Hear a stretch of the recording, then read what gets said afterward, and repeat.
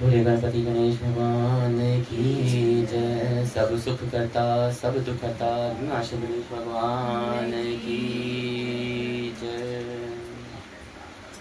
भक्तमाल कथा। जिनकी माया ग्रंथियां टूट गई हैं, ऐसे आत्माराम आत्मकाम जीवन मुक्त मुनिगण भी भगवान श्रीहरि की अहेतु की भक्ति करते हैं, क्योंकि श्रीहरि में ही ऐसे गुण पाए जाते हैं। आज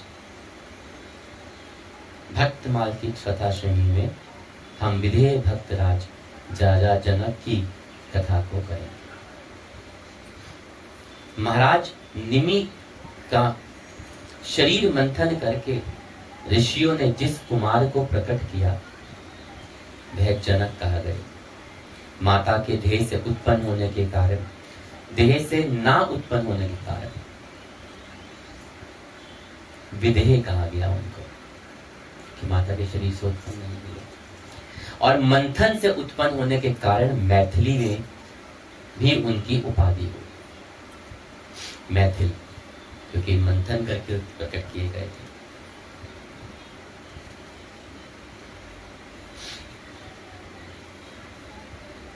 इस वर्ष आगे चलकर जो नरेश हुए वे सभी जनक और विदेह ही कहलाए।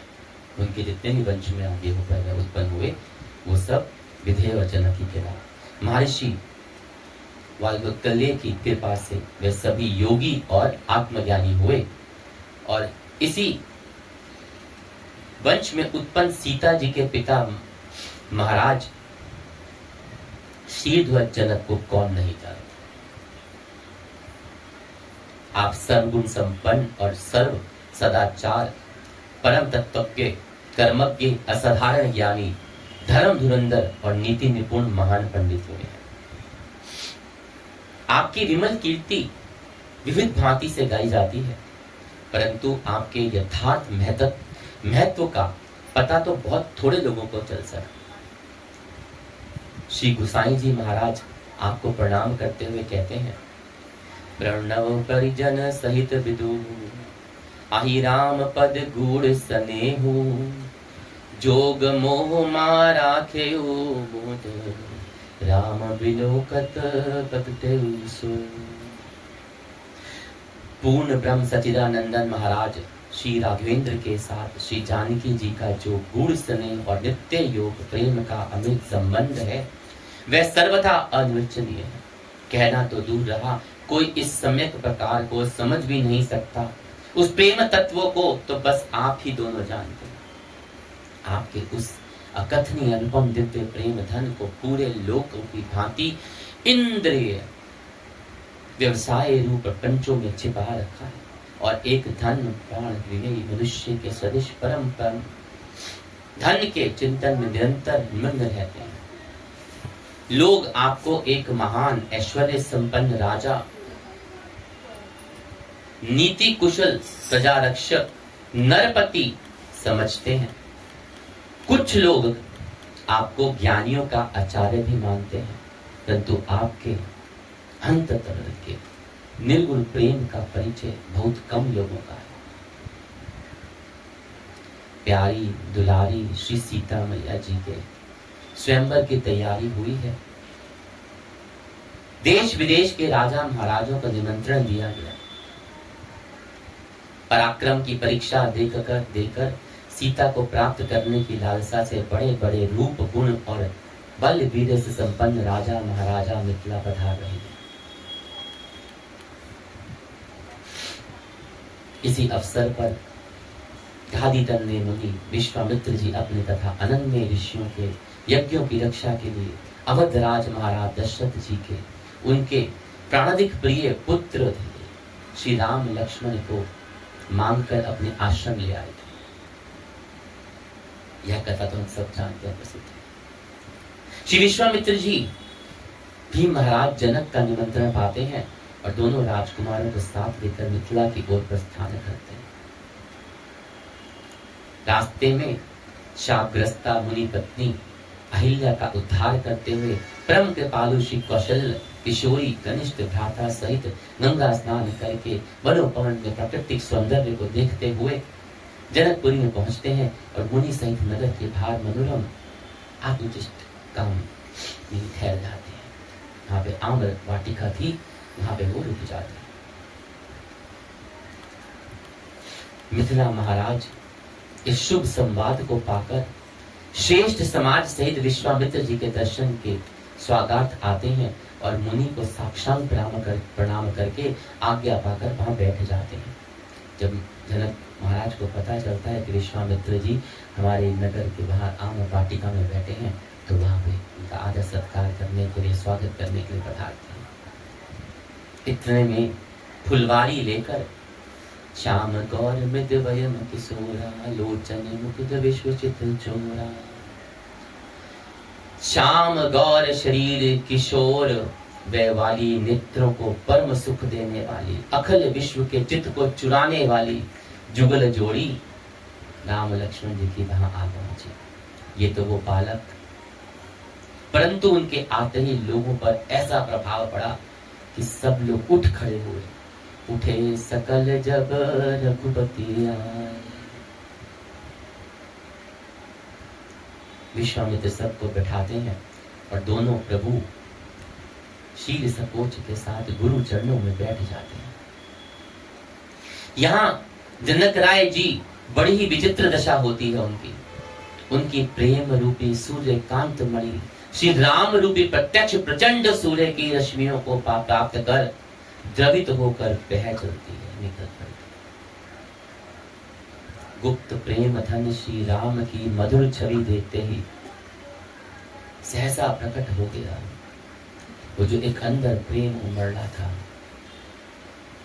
जो गुप्त रूप में था, वो सहसा ही प्रकट हो जाता है और युगों संचित धन का खजाना अकस्मात खुल गया।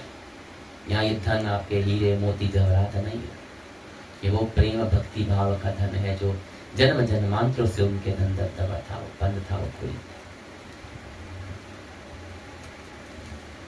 मूर्ति मधुर मनोहर देखी,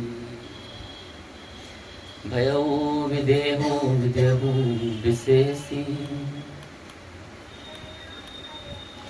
प्रेम मगन मनो जनिन पुकरी, द्वेक धरि धीर डरो मुनि पद नाट। गद गद गिरा गंभीर, कहो नाथ मुद दो बालक। मुनि कुर तिलक किन बालक, ब्रह्म जो निगम नेति कही गावा। मैं वेश धरि मोत सहज विराग रूप मन मोरा। थकित होत जिमि चंद चकोरा, ताते प्रभु पूछई सत्य माहू। कहो नाथ जने करो विराम। बोल सिया रामचंद्र। जनक राज कहते हैं, हे मुनि नाथ, छिपाइए नहीं, सच सच बताइएगा। हे गुरुवर, ये दोनों बालक कौन है? मैं जिस भ्रम में लीन रहता हूं, क्या वह वेद वंदित भ्रम ही इन दोनों रूपों में प्रकट हो रहे हैं? मेरा स्वामित्व की वैरागी मन आज चंद्रमा को देखकर चकोर की भांति थका जाता है। मेरा मन व्याकुल हो रहा है, प्रेम विभोर उबड़ रहा है। जनक जी की इस दशा पर विचार कीजिए। जनक का मन अत्यधिक प्रेम के कारण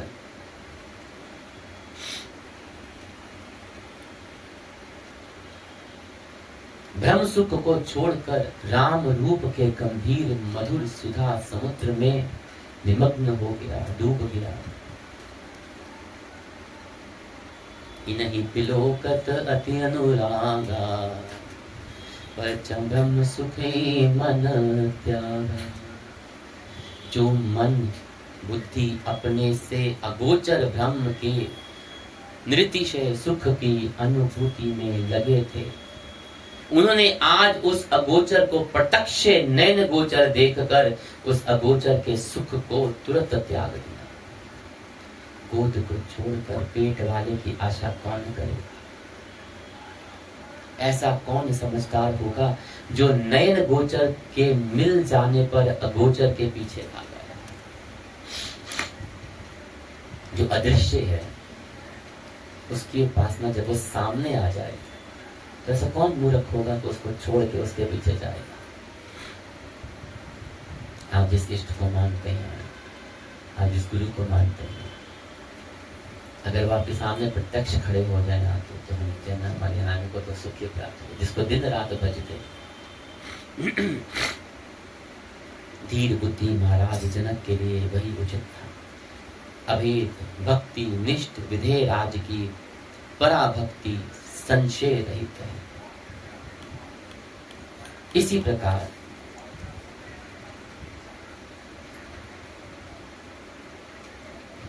जब बारात की विदाई के समय जब अपने जमाता से मिलते हैं वो,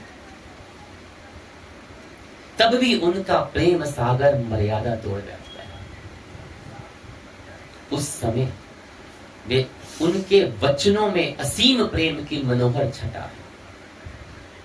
जरा उस समय की एक झांकी प्रेम डालिए, कितनी सुंदर बारात विदा हो गई। जनक जी पहुंचाने के लिए साथ साथ जा रहे हैं। दशरथ जी ने फिर से आग्रह किया कि आप रथ से उतर जाइए महाराज जनक, और नेत्रों से प्रेमा अश्रुओं की धारा बहाते हुए उनमें विनय करने लगे।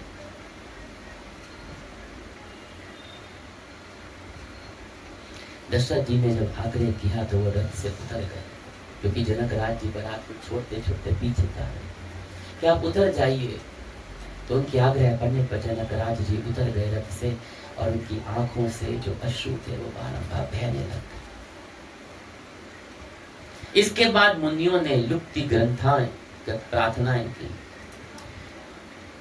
उन्होंने बहुत सी मुनियों से बड़ी स्तुतियां करी, बड़ी प्रार्थनाएं करी। तदंतर श्री राम के अपने प्यारे जमाता राम के समीप आए और कहने लगे,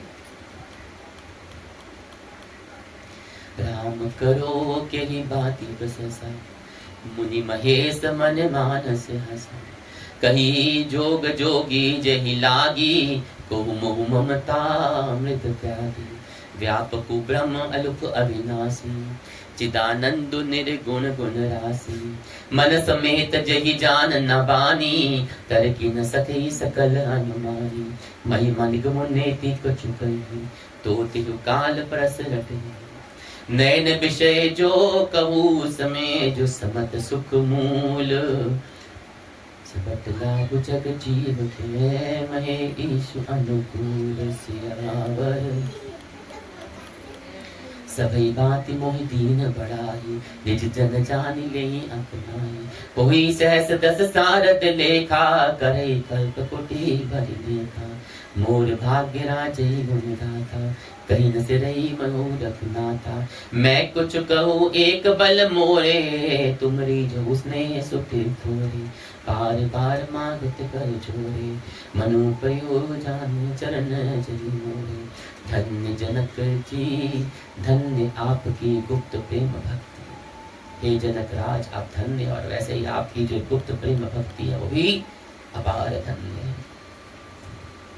जब मिथिला यह समाचार पहुंचा कि महाराज दशरथ ने श्री राम जी को वनवास दे दिया,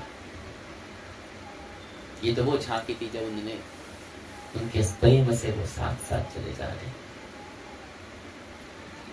जब राम जी को वनवास मिलता है और ये समाचार मिथिला पहुंचता है जनक जी के पास, तब जनक जी के कुशल राजनीतिज्ञों की भांति अयोध्या का समाचार भरत की गतिविधि जानने के लिए गुप्तचर भेजे।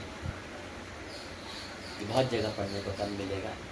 तब उन्होंने एक बड़े सदिश प्रेम से, दिमाग से, एक राजनीति के भागी परम राजा माने जाते हैं जनक को, बड़ा सोच विचार कर न्याय प्रिय माने जाते हैं राजा जनक। एक गुप्तचर भेजे गए कहाँ पे? मथुरा, मिथिला। अपने शहर में क्यों भेजेंगे? उसमें भेजे गए अयोध्या की भरत जी की कुशल भांति जानने के लिए, उनकी गतिविधि कैसी हो जाए। भरतलाल के अनुराग का परिचय पाकर वे चित्रकूट अपने समाज के साथ, भरतलाल की जब व्यथा देखी आगे की, तब जनकपुर आए। और चित्रकूट में महाराज की गंभीरता जैसे मूर्तिमान हो जाती है। वे ना तो कुछ भरत जी से कह पाते हैं, ना श्री राम जी से कहते। जब उन्होंने अपने गुप्तचरों से भरत जी का पूरा हाल जान लिया कि वाकई वो तो भातृ प्रेम में विदय हो गए हैं, अपने राज सिंहासन का त्याग कर दिया है, राम ही बैठेंगे, तो वो उनके साथ तब चित्रकूट जाने को तैयार हो जाता है, वन में राम को ढूंढने के लिए। और वहां पे उनकी जितनी गंभीरता थी, जितने वो बड़े धीर वीर राजा माने जाते थे, उन भाइयों का प्रेम देख के मूर्ति जैसे थे। ना तो वो भरत जी को कुछ कह पाते हैं, ना ही श्री राम जी को कुछ कहते हैं। भरत की अपार भक्ति तथा अपने श्री राम के ऊपर परस्पर स्वरूप पे अटूट विश्वास। महारानी कौशल्या तक उनके पास सुनाथ जी द्वारा संदेश भिजवाती है, किंतु वे कहते हैं कि भरत और श्री राम के परस्पर अनुराग है, उसे समझा ही नहीं जा सकता। महारानी कौशल्या ने भी जनक जी को बोला था कि आप समझाइए राम को वापस चले। भरत जी तो खुद गए थे जनक जी के पास कि आप इनको समझाइए, चले वापस। लेकिन कौशल्या माई को कहते हैं कि राम और भरत का जो एक अटूट प्रेम है, उसे समझना ही नामुमकिन है। तेरी पर तू भरत रघुबर की प्रीति चाहे नहीं करती। इन दोनों का जो प्रेम है, उसे समझना किसी के बस की बात नहीं। अगर ध्यान दिया जाए तो जब ऋषि ने राजा दशरथ को खीर दी थी, तो कौशल्या ने अपना आधा हिस्सा दिया और कैकेयी ने भी अपना आधा हिस्सा दिया। तो जो कहते हैं ना, भरत जो है राम स्वरूप ही माना जाते हैं कि वो दशरथ और से राम और वो, क्योंकि एक खीर थी, एक के पहले दो हुए, दो से फिर चार हो गए। स्वयं महाराज ने बोध रूप चित्त में कितना निगुण प्रेम है, इसका कोई भी अनुमान नहीं कर सकता। जनक कर्म योग के सर्वश्रेष्ठ आदर्श माने जाए हैं, ज्ञानियों में अग्रण्य ज्ञानी हैं, और 12 प्राचान भगवताचार्यों में भी सबसे उच्च माने। जनक जी परम ज्ञानी थे, परंतु परम ज्ञान की अवधि तो यही है कि ज्ञान में स्थित रहते हुए भी परम ज्ञान स्वरूप भगवान की मूर्तिमान माधुरी को देखकर उस पर रीझ जाए। ज्ञान का प्रेम के पवित्र दिव्य रूप में परिणित होकर अपनी सहज सुधार धारा में जगत के पवित्र कर देना ही उसकी महानता है। जनक जी ने प्रत्यक्ष दिखला दिया। वो जनक राज महाराज के तो राजा जनक का वर्णन आया है, तो महाराज दशरथ को कैसे भूला जा सकता है। बधऊ अवध हमारे सत्य प्रेम जही राम पद, बधऊ दीन दयाल प्रियतम तृण जो परिहे। जिनके यहाँ भक्ति प्रेम व साक्षात सचिदानंद घन प्रभु पुत्र रूप में अवतरण हुए, उन परम भाग्यवान महाराज श्री दशरथ जी की महिमा का वर्णन कौन कर सकता है। महाराज दशरथ जी के मनु अवतार थे, जो भगवान को पुत्र रूप में प्राप्त कर अपरिमित आनंद का अनुभव करने के लिए धराधाम में पधारे थे, और जिन्होंने अपने जीवन का परित्याग और मोक्ष तक संन्यास करके श्री राम प्रेम का आदर्श स्थापित कर दिया। श्री दशरथ जी परम तेजस्वी मनु राजा की भांति ही प्रजा का रक्षा करने वाले हैं। वे वेदों के ज्ञाता थे, विशाल सेना के स्वामी थे, दूरदर्शी, अत्यंत प्रतापी, नगर और देशवासियों के प्रिय, महान यज्ञ करने वाले, धर्म प्रिय, स्वाधीन, मनुष्यों के सद्गुण वाले महाराज श्री त्रिलोक वे प्रसिद्ध पराक्रमी, शत्रुनाशक, उत्तम मित्रों वाले, जितेंद्रिय, अत्यर्थी, धन धान्य के संयम, कुबेर और इंद्र के समान, सत्य प्रतिज्ञ एवं धर्म अर्थ और काम के शास्त्रानुसार पालन करने वाले। उनके मंत्री मंडल में महामुनि वशिष्ठ, वामदेव, सुयक्ष, जाम्बाली, कश्यप, गौतम, मार्कंडेय, कात्यायन मुनि, ऐसे बहुत ही कार्य कुशल, जितेंद्रिय संपन्न, पवित्र हृदय वाले, प्रतापी, पराक्रमी राजनीतिज्ञ थे। और ऐसे जो लोभ से बचते थे, सत्यवादी थे, ऐसे पुरुषवर उनके मंत्रिमंडल में विराजमान होते थे। राजा दशरथ और मंत्रिमंडल के प्रभाव से प्रजा सब प्रकार से धर्मरत थी, सुखी थी, संपन्न थी। महाराज दशरथ की सहायता देवता लोग भी चाहते थे।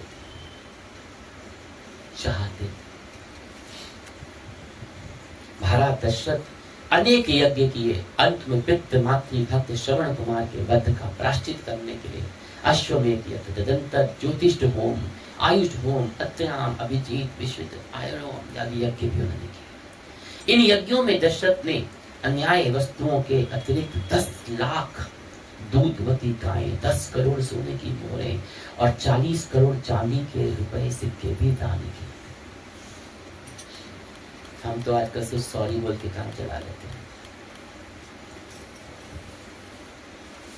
किसी को छुरा मार दो, देखिए शब्द आता है सॉरी।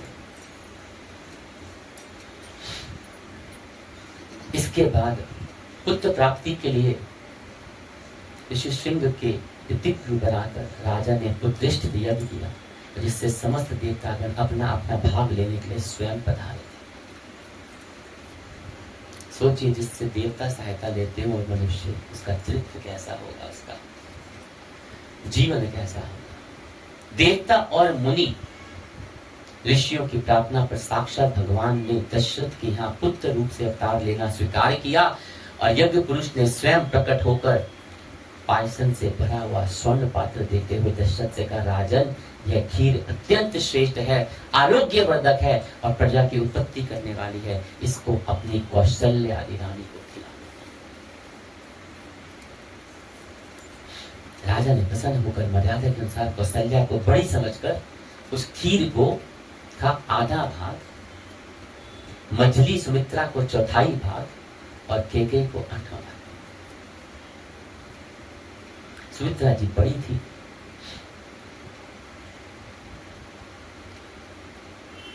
इससे उनको समार्थ अधिक देना उचित था, इसलिए बचा हुआ अष्टाम भाग था राजा ने फिर सुमित्रा को, जिससे कौशल्या को श्री राम, सुमित्रा के 2 भाग मिले थे ना, तो एक लक्ष्मण और एक शत्रुघ्न, और कैकेयी जी को भरत। इस प्रकार भगवान ने 4 रूपों में अवतार लिया। राजा को चारों ही पुत्र बड़े परम प्रिय थे, परंतु सबसे अधिक विशेष प्रेम उनको श्री राम पर था। होना भी चाहिए, क्योंकि इन्हीं के लिए तो जन्म धारण करके सैकड़ों वर्षों तक प्रतीक्षा की गई थी दशरथ।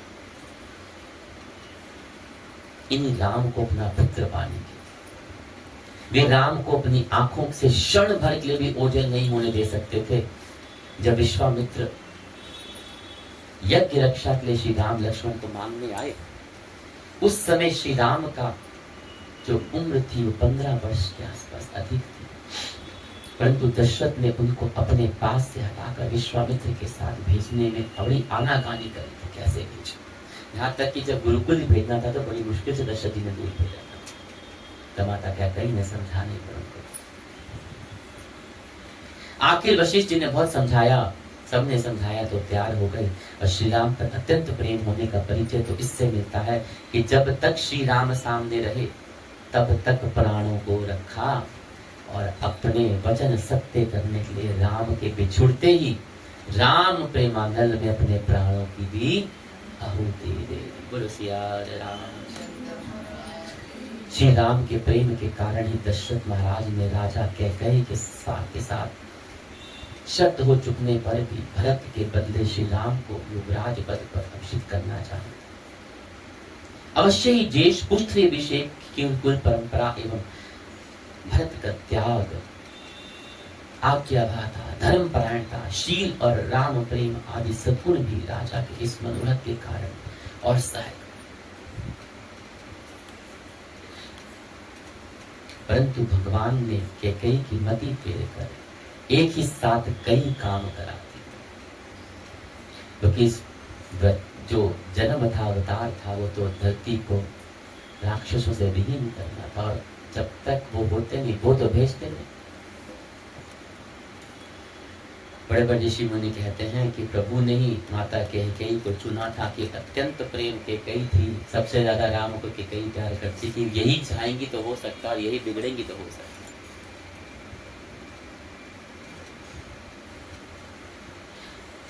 जगत में आदर्श मर्यादा स्थापित हो गई जिसके लिए श्री भगवान ने अवतार लिया था।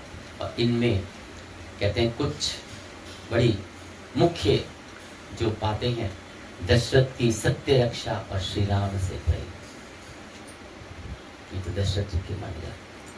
श्री राम के वन आगमन से राक्षस वधादि और कार्यों के द्वारा दुष्ट दमन हुआ। एक ही काम से, एक वचन से। श्री भरत का त्याग और आदर्श भातृ थे, अगर ये वचन ना होता भरत जी का प्यार कौन देखता और उनका आदर्श कौन देखता, उनका त्याग कौन देखता कि खुद 14 वर्ष राम से वनवास तो भरत जी ने त्याग लिया, बिना कहे वनवास से मिला, शहर के बाहर रुके। जिस धरती पर राम सोते थे उससे भी नीचे कितना खड्डा खुला कि मैं उस धरती पे भी नहीं सो सकता क्योंकि मेरे राम इस पे सोते होंगे, तो मैं उनसे नीचे सोऊंगा। 14 साल काटे, पत्नी को भी त्याग के रखा, शक्ल नहीं देखी। श्री लक्ष्मण जी का ब्रह्मचर्य, सेवा भाव, राम परायण तौर पर। अगर ये वनवास ना होता तो लक्ष्मण जी की ब्रह्मचर्य भी नहीं। 14 साल ना कुछ खाया ना पिया, ब्रह्मचर्य का पालन किया, सोई तक नहीं। कहते निद्रा को अपनी पत्नी मिला को सौंप दिया। और राम के पास जो सेवा भाव था, राम सोते थे तो कुटिया बाहर बैठ के वो 14 साल तक वो कहते तभी तो मेघनाथ पर्वत हो सका।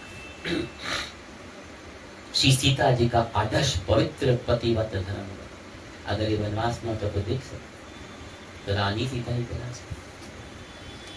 श्री कौशल्या जी का पुत्र प्रेम, पुत्र वधु प्रेम, पतिव्रत धर्म प्रेम और राजनीति कुशलता सभी कभी। सुमित्रा जी का श्री राम प्रेम, त्याग और राजनीति कुशलता। किस तरह उन्होंने राम भरत का साथ दिया, राम का साथ दिया, किस तरह से उस राज्य को संभाला। कैकेयी का बदनाम होना, तिरस्कृत होकर भी प्रिय राम का काज करना। जैसे पूरी राम कथा में सबसे तिरस्कृत कैकेयी हुई, लेकिन फिर भी राम का काज, अपने ऊपर कलंक लिया, राम को भेज के, लेकिन काज राम का ही। जो प्रभु का भक्त होता है ना, बदनामी की चिंता नहीं करता। लोग तो मंदिर नहीं आते हैं, लोग कुछ कह रहे हैं, ये क्या कह रहे हैं, अगर लोगों ने 2 बातें कर दी तो मंदिर मत जाओ।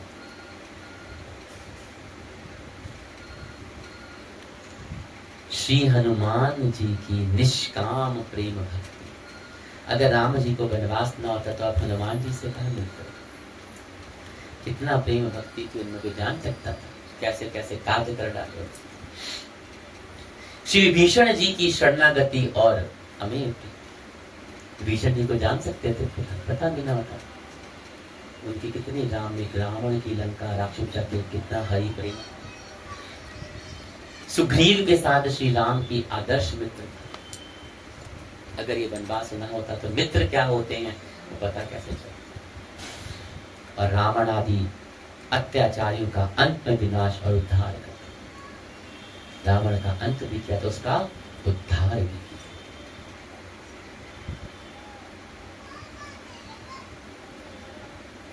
दुश्मन से भी प्रेम दिखा दिया। यदि भगवान श्री राम का वनवास न होता तो इन मर्यादाओं को स्थापना का अवसर शायद होता ही नहीं। ये सभी मर्यादाएं आदर्श और अनुकरण, इनको जितनी स्थापित कराया श्री रामचरितमानस में, इन सबको एक आदर्श स्थापित किया हुआ है इनका अनुसरण करने के, इनसे सीखने के लिए, सिर्फ पढ़ने के पन्ने पर रखने के लिए नहीं है। हम सीखते नहीं है। एक और बात, आज मैं बाजार चली गई थी तो मंदिर नहीं आ सकती। भगवान कहते हैं सारे कार्य छोड़ के मेरे कार्य बड़े जरूरी। आज मैं शॉपिंग गई थी, कथा छोड़। दोस्त मुझसे अपनी जरूरत हो तो दोस्त है, मित्र है, वरना हम उसको याद भी नहीं करते, फोन ही नहीं उठाते हैं कई बार। कहते हैं ना, अगर मित्र है तो वो मर भी रहा है तो पहले तुम खड़े हो तो ऐसे उसके लिए सब कुछ आता है। और अपनी शरण में आए हुए तो दुश्मन को भी आपको होना चाहिए कि अगर उसकी हृदय पश्चाताप से सच में अब आपकी आसक्ति है तो देखो उसको भी विभीषण को भी किया। जो कुछ भी हो, महाराज दशरथ ने तो श्री राम का वियोग होते ही अपने जीवन लीला समाप्त कर दी थी और प्रेम की लौट रखी। राम से चाहे विक्षोभ हुआ, भगवान दशरथ ने अपने आप की जीवन लीला प्राणी की आहुति दी। जब राम नहीं तो कुछ नहीं, राम के बिना तो ये जीवन ही नहीं। तुलसियावर रामचंद्र जियन मरण बरु फलु दशरथ पावा, आई अनेक अमल बसु छावा। जीवत राम बिनु बदन निहारा, राम बिरह करु मरनु समारा। श्री दशरथ जी की मृत्यु सुधर गई। राम के विरह में प्राण देकर उन्होंने आदर्श स्थापित कर दिया। दर्शन के समान भाग्यवान कौन होगा जिन्हें श्री राम दर्शन लालसा से अनय भाव से राम परायण होकर राम के लिए और राम राम पुकारते हुए ही प्राणों का त्याग कर। अंत समय भी फिर राम राम राम और कुछ नहीं था उनके पास। श्री रामायण में लंका विजय के बाद पुनः दशरथ के दर्शन होते। जिसने रामायण पढ़ी होगी तो लंका जब विजय हुई, देवता लोग फूलों की वर्षा करने आए तो राजा दशरथ भी आए। श्री महादेव जी भगवान श्री राम को विमान पर बैठे हुए दशरथ जी के दर्शन कराते हैं। फिर तो दशरथ अब सामने पाकर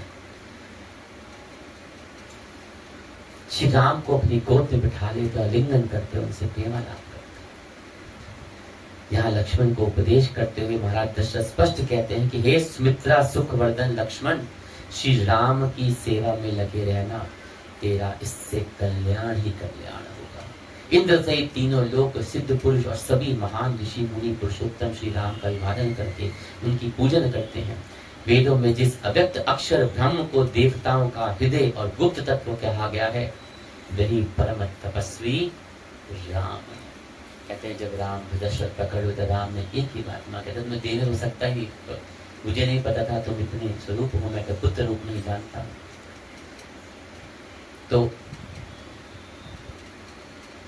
कुछ मांग लो, तुमने कहा बस देना है तो यही दीजिए कि मेरी माता कौशल्या को जो आप श्राप और नाराज हैं उनको माफ कर, वो है राम। बोल सियावर रामचंद्र महाराज की।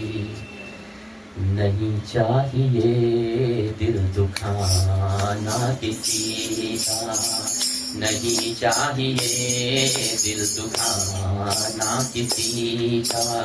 सदा ना रहेगा, सदा ना रहा है, सदा ना रहेगा, सदा ना रहा है। जमाना किसी का नहीं चाहिए दिल दुखाना किसी का, नहीं चाहिए दिल दुखाना किसी का।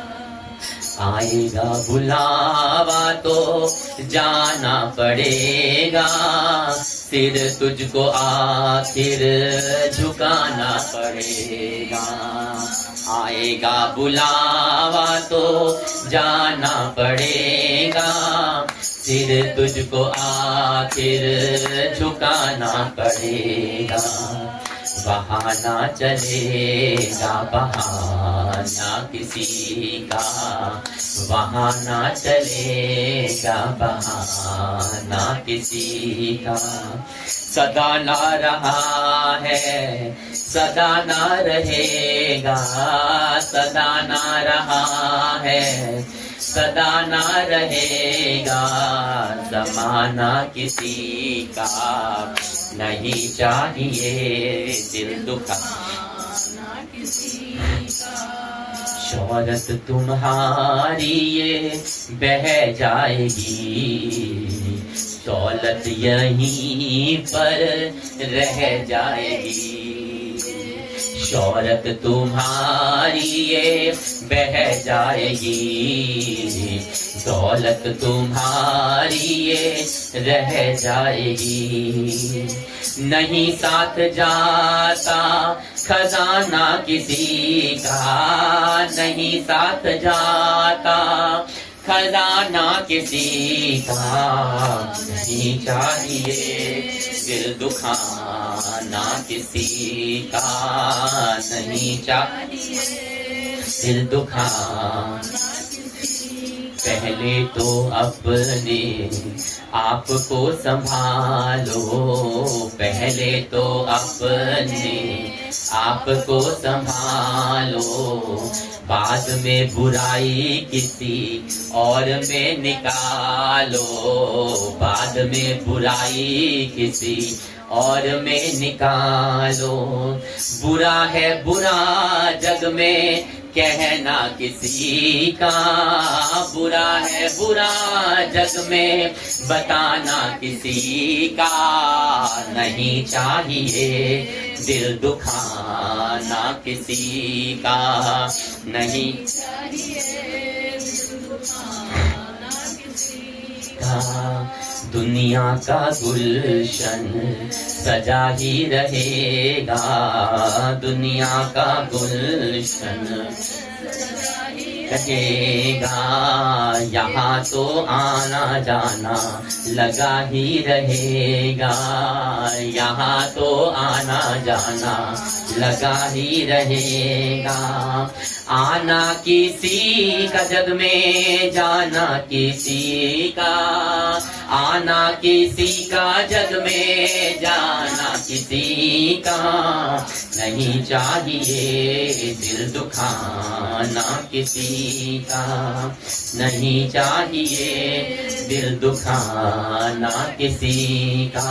सदा ना रहा है सदा ना रहेगा, सदा ना रहा है सदा ना रहेगा, ज़माना किसी का, नहीं चाहिए दिल दुखाना किसी का, नहीं चाहिए दिल दुखाना किसी का।